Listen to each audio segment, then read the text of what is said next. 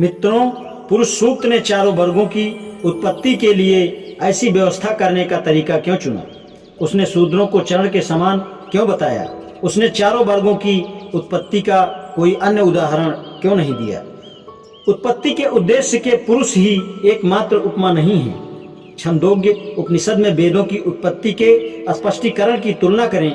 उसमें कहा है, प्रजापति ने ब्रह्मांड को गर्म करके इसमें से 4 तत्व निकाले, अर्थात पृथ्वी से अग्नि, हवा से वायु और आकाश से सूर्य निकाले। उस प्रजापति ने फिर 3 आराध्य देवों को गर्म किया, जिसके सार स्वरूप अग्नि से ऋग्वेद की ऋचाएं, वायु से यजुर्वेद के मंत्र और सूर्य से सामदेव की ऋचाएं पैदा हुई। उसने इन तीनों वेदों को गर्म किया और इस तरह गर्म हुए वेदों से उत्पन्न तत्व से, ऋग्वेद की ऋचाओं से, यजुर्वेद के मंत्रों से भुव सामदेव के स्वर शब्दों की रचना की। इस प्रकार विभिन्न वेदों की उत्पत्ति विविध आराध्य देवों से बताई गई है।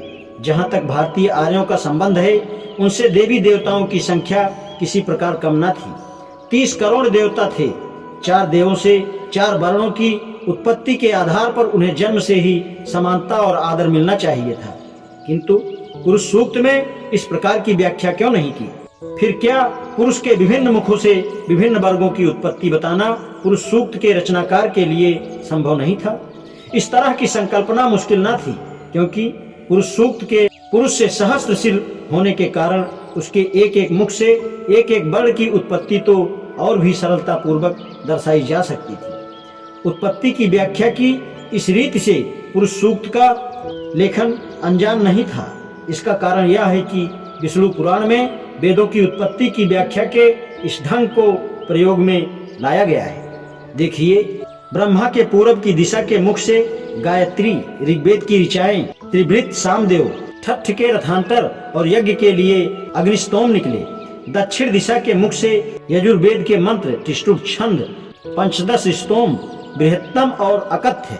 पश्चिम दिशा के मुख से सामदेव के मंत्र, जगति छंद, सप्तदश स्तोम, वैरूप और अतिरात्र तथा उत्तर दिशा के मुख से 21 अथर्वण, अनुष्टुप और विरत छंदों के साथ अपतोरेमन निकले।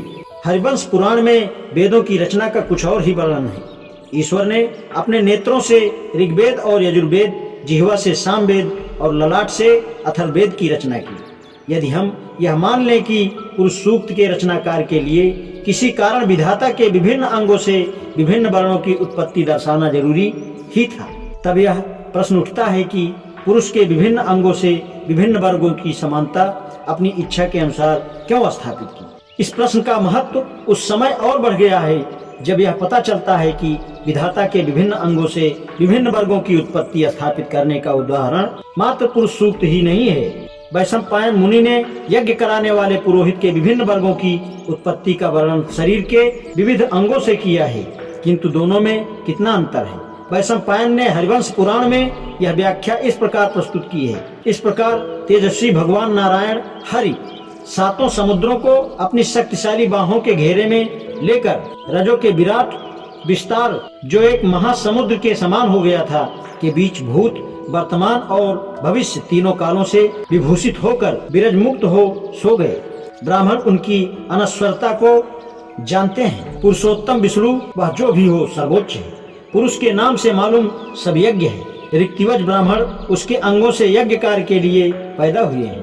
प्रभु ने अपने मुख से ब्राह्मण, जो मुख्य पुरोहित है, और सामदेव के मंत्रों के उच्चारण बाहों से होत्री एवं अध्वर्य की उत्पत्ति की। तदुपरांत उसने प्रस्तोत्री, मैत्र, करुण, प्रतिष्ठात्री, प्रति, पोत्री, अपने उदर से जंघाओं से अक्षवाकु और नेत्र, हाथों से अग्निघ्र और होत्रीय ब्राह्मण बाहों से ग्रवण तथा अनेत्री उत्पन्न किए। इस प्रकार ईश्वर ने 16 प्रवीण ऋत्विज पैदा किए, जो सभी बलि के मंत्रों का पाठ करते थे। इसलिए यज्ञ रचित पुरुष को वेद कहा जाता है। सभी वेदों, वेदांगों, उपनिषदों और धर्म व्यवहार विधि की रचना उसके सार से हुई है। आज इतना ही। शेषकाल। धन्यवाद।